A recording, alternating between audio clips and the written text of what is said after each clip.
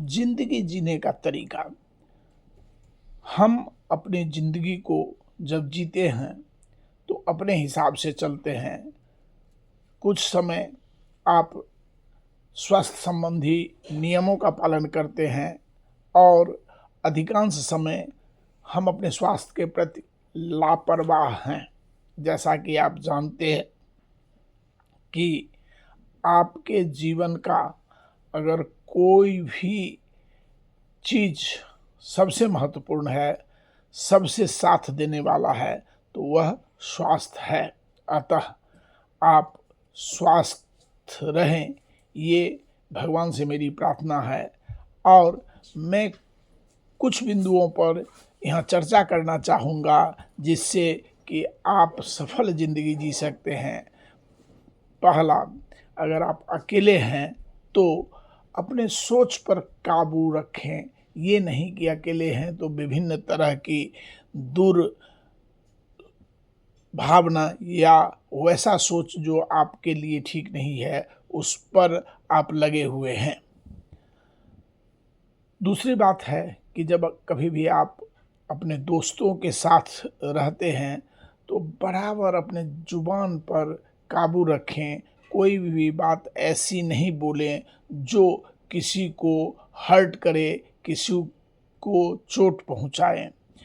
तीसरा, जब कभी भी आप गुस्से में रहते हैं तो कोई भी फैसला लेने से पहले उस पर सोचें, उसे रोक के रखें और जब अब शांत मन हो जाता है तब उस फैसला को करें।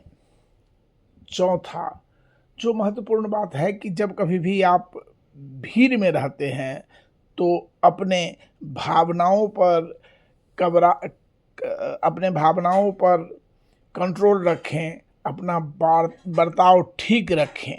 पांचवा, अगर कोई आपको तारीफ करता है, कोई काम आपने अच्छा किया है और उसमें लोग आपके तारीफ का पुल बांध रहे हैं तो उस समय घमंड नहीं करें बल्कि सहज उसे स्वीकार करें। कोई अगर बुरा शब्द आपको बोल देता है तो आप चुप रहें, आप भावनाओं में न बहकें बल्कि उससे आप कुछ सीख लें। सातवां, आप वही करें जो आपका दिल कहता है। काहे कि दिल से सोची हुई बात दिल के अनुसार करने से आपको अच्छा लगेगा। 8 है कि दुख में किसी पर भी उम्मीद नहीं रखें और अगर आप उम्मीद रखते हैं तो दुख में और इजाफा होता है, दुख में वृद्धि होती है।